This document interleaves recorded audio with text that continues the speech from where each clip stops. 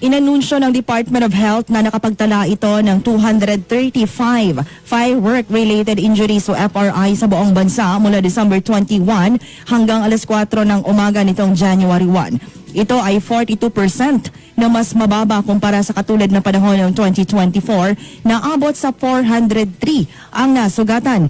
Sa talaan ng Health Department, 62 sa mga ito ay naitala noong Miyerkules, December 31. Gayunman, sa talaan ng PNP, abot sa 414 katao ang nabiktima ng paputok sa buong bansa mula December 21 hanggang alas 3 ng hapon nitong January 1. National Capital Region ang may pinakamaraming bilang ng nasaktan dahil sa paputok. Taas presyo ng liquefied petroleum gas o LPG ang sumalubong sa mamamayang Pilipino ngayong bagong taon.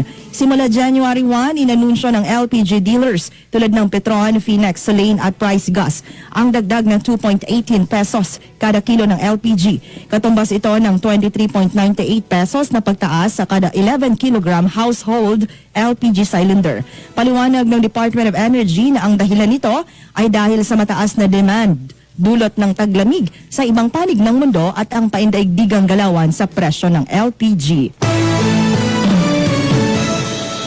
Samantala, hiniling ni Pangulong Marcos Jr. sa mga Pilipino na gunitain ang mga aral na humubog sa bansa nitong nagdaang 2025. Sa kanyang New Year's message, sinabi ni Marcos na marapat lang na tingnan ng mga mamamayan ang nakamit na tagumpay, ganun din ang mga hamon sa buhay.